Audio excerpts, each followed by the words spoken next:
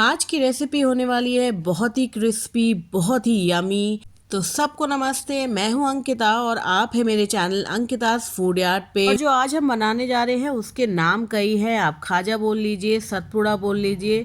तो शुरू करते हैं। मैंने यहाँ लिया है 1 कटोरी मैदा और 1 कटोरी मैदे में मैंने डाला है चुटकी भर नमक। और बस अब हमें इसे पानी से सानना है, बहुत ही सॉफ्ट आटा हम सानेंगे। तो हल्का हल्का पानी आप डाल करके इसको सानते रहिए। मुझे लगभग आधी कटोरी पानी लगा था 1 कटोरी आटा जो है ये सानने में, मैदा सानने में। तो आज की जो ये रेसिपी है खाजा, ये भगवान जगन्नाथ जी का प्रसाद भी है और ये महालक्ष्मी जी की पूजा होती है तब भी ये प्रसाद में चढ़ाया जाता है।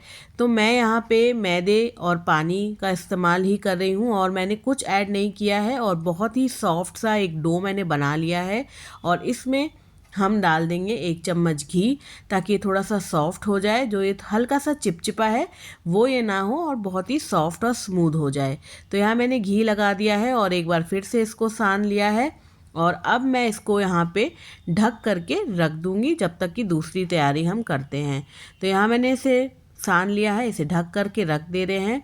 और अब हमें चाहिए थोड़ा सा मैदा और इसका हम बना रहे हैं साटा। साटा यानी कि जो पेस्ट होता है वो। तो घी और मैदे से हम इसका पेस्ट बनाएंगे, थोड़ा रनी सा पेस्ट होना चाहिए। तो 3 चम्मच मैदे में मैं 3 से 4 चम्मच घी मिला रही हूँ और इसको अच्छे से मिला करके हम साइड में रख देंगे। बहुत ही रनी पेस्ट होना चाहिए, बिल्कुल इस तरह से। और अब चलिए, आटा हमारा रेस्ट कर चुका है, 5 से 10 मिनट रेस्ट बहुत है। और थोड़ा सा घी लगा के मैं वापस इसको नीट कर ले रही हूँ और अब इसके छोटे छोटे पेड़े बना लेंगे। तो एक साथ ही जितने भी पेड़े बन पाए आधी कटोरी मैदे में उतना हम ले लेंगे। और अब हम ये जो हमने पेड़े बनाए हैं इनको रोल आउट कर लेंगे। तो यहाँ पे जितना आप पॉसिबल हो पाए उतना इनको रोल आउट कर लीजिए बड़ा। और इसके बाद हम इनको बेलेंगे नहीं। तो यहाँ जो है मैं एक एक करके जितने पेड़े मैंने बनाए, 5 से 6 पेड़े बने थे, तो उनको मैं यहाँ पे रोल आउट कर ले रही हूँ। तो सबसे पहले जितने भी हमने पेड़े बनाए सबको रोटी के शेप में हम बेल लेंगे और एक के ऊपर एक मैंने रख दिया है थोड़ा सा मैदा छिड़क कर, ताकि वो आपस में चिपके ना। और जब ये सारे के सारे मेरे जो पेड़े हैं वो मैं रोटी के शेप में बेल लूँगी और लगभग एक साइज़ के ही सब होने चाहिए। तो यहाँ जो है अब मैंने सारे बेल लिए हैं और ये मैंने फर्स्ट अपना जो रोटी है वो रखी है। इसके ऊपर हमें बढ़िया से लगाना है साटा। तो साटा अगर आपने घी कम इस्तेमाल किया है और आपको लग रहा है कि ये नहीं चिपक रहा है तो इसको थोड़ा सा गर्म कर लीजिए, घी हल्का सा मेल्ट हो जाएगा और आराम हो जाएगा आपको इसको चारों तरफ लगाने में। तो ये साटा लगाने में बिल्कुल कंजूसी नहीं करनी है, बहुत ही जेनरस अमाउंट इसका अच्छे से स्प्रेड करना है रोटी में। और अब इसके ऊपर हम हल्का सा मैदा स्प्रेड करेंगे, थोड़ा सा मैदा छिड़क देंगे। तो साटा और ये मैदा छिड़कने से बहुत ही क्रिस्पी पफ़ी जो है ये रेसिपी बनेगी। अब इसके ऊपर मैं दूसरी रोटी रख रही हूँ और अच्छे से उसको चारों तरफ फैला लीजिए रोटी को। और फिर वापस हम यहाँ पे लगाएंगे साटा और थोड़ा सा मैदा जो है वो यहाँ पे छिड़क देंगे। तो यहाँ मैंने दूसरी रोटी रख ली है और ब्रश की मदद से मैं दोबारा से साटा लगा रही हूँ, बहुत ही जनरस अमाउंट। और इसी तरह मैं बाकी सारी जितनी मैंने रोटी बेली थी, 5 से 6 रोटी मेरी बन गई थी, तो उनको मैं इस तरह से साटा लगा के हल्का सा मैदा लगा के फिर उसके ऊपर दोबारा रोटी रख करके मैंने यहाँ पे जो इसको है रेडी कर लिया है। और अब मैं ये फाइनल लास्ट लेयर लगा रही हूँ, इसके ऊपर हमें कुछ नहीं लगाना है। तो देखिए 6 रोटी मैंने इस तरह से लगा ली है। अब हम इसको कट कर लेंगे किसी नाइफ़ की मदद से या पिज़्ज़ा कटर की मदद से। आप इसे कट कर लीजिए इस तरह स्ट्रिप्स में, हल्की सी मोटी स्ट्रिप्स रखिएगा। और यहाँ पे मैं इसको काट ले रही हूँ स्ट्रिप्स में। और उसके बाद हम यहाँ पे एक एक स्ट्रिप्स को उठाएंगे और उनको करेंगे रोल। तो मैं आपको दिखाती हूँ किस तरह से रोल करना है। तो यहाँ पे इस तरह से आप 2 उंगलियों में लगा करके इस तरह से आप रोल कर सकते हैं, जिस तरह से हम बनाते हैं लच्छा पराठा, बिल्कुल उसी तरह से। और इसी तरह से हम बाकी जितने हमारे स्ट्रिप्स काटे हैं हमने उनको भी हम इस तरह से रोल कर लेंगे। और आखिरी वाली आप चाहें तो 2 एक में मिला के कर सकते हैं, नहीं तो इसको इस तरह से भी आप रोल करके रख सकते हैं। तो यहाँ जो है बस आधी कटोरी मैदे से देखिए कितने सारे मेरे ये रेडी हो गए हैं। और इसको अब बहुत ही हल्के हाथ से हमें बेलना है, थोड़ा सा फैलाना है और इसमें ज़्यादा ज़ोर नहीं लगाना है ताकि इसकी लेयर्स जो हैं बिल्कुल ऐसे ही रहें, वो बिल्कुल दब ना जाए। और बस इसको बेलने के बाद हमें इन्हें घी में डाल देना है। और घी जो है बहुत ही मीडियम गरम होना चाहिए, एकदम ठंडा भी नहीं होना चाहिए और एकदम ज़्यादा गरम भी नहीं होना चाहिए। और इसकी लेयर्स बिल्कुल अच्छे से निकल के आए, इसके लिए आपको कंटिन्यूअसली जो है इस पर तेल डालते रहना है, बिल्कुल जिस तरह से मैं कर रही हूँ।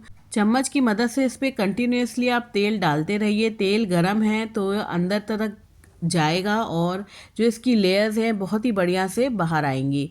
आप इसके अलावा ये भी कर सकते हैं कि किसी चम्मच की मदद से या सूजा सिलाई की मदद से इस तरह से इसकी लेयर्स को आप बाहर निकाल सकते हैं। लेकिन अगर तेल आप प्रॉपर्ली इसमें डालते रहेंगे तो लेयर्स अपने आप ही निकल के बाहर आएंगी और आप देखेंगे कि ये जो खाजा बना है बहुत ही बढ़िया और बहुत ही लेयर पफ्ड, बिल्कुल जिस तरह से पेस्ट्री होती है लेयर्स अलग से पता चलती हैं, बिल्कुल उस तरह से ये बनेगा।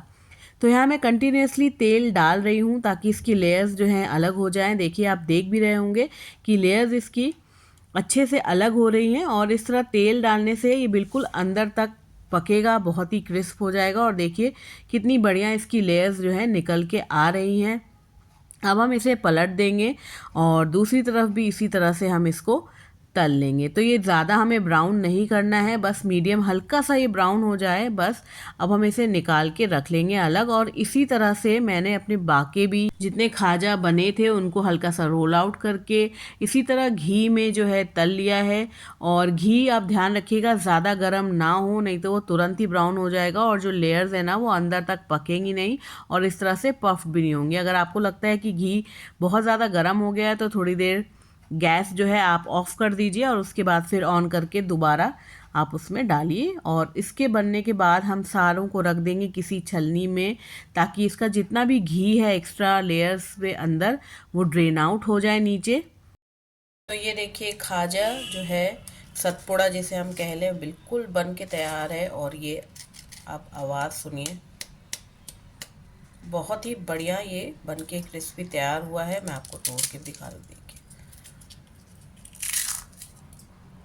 बहुत क्रिस्पी है, बहुत ही बढ़िया। और ये हमने बिना मीठे के बनाया है। तो इसको सजाने के लिए या आप इसको गार्निश करने के लिए इसके ऊपर आइसिंग शुगर डाल सकते हैं। और यहाँ मैं डाल रही हूँ पिस्ता, थोड़ा सा आइसिंग शुगर डालेंगे। अगर आपको ये खाजा मीठा पसंद है तो आप इन्हें चाहे तो चाशनी में डिप कर सकते हैं, या फिर जब हमने आटा साना था तो हल्का सा इसमें आप पाउडर्ड शुगर आप मिला सकते हैं, तो ये मीठे हो जाएंगे। लेकिन हम इसको ऐसे ही बनाते हैं, फीका बनाते हैं और ऊपर से पाउडर्ड शुगर जो है डस्ट कर लेते हैं। और जैसे कि मेरी आदत है एक बार चख के तो बनना पड़ता है। बहुत क्रिस्पी, आप आवाज़ सुन पा रहे होंगे, बहुत ही बढ़िया, बहुत ही क्रिस्पी बना है। आप भी ज़रूर बनाइएगा, ट्राई करिएगा। रेसिपी अच्छी लगी हो तो इसे एक लाइक ज़रूर कर दीजिएगा। चैनल पे नए हो तो सब्सक्राइब करना मत भूलिएगा। अब मैं मिलूँगी आपसे नेक्स्ट वीडियो में नई रेसिपी के साथ। तब तक के लिए bye bye and take care और इसे ज़रूर ट्राई करिएगा।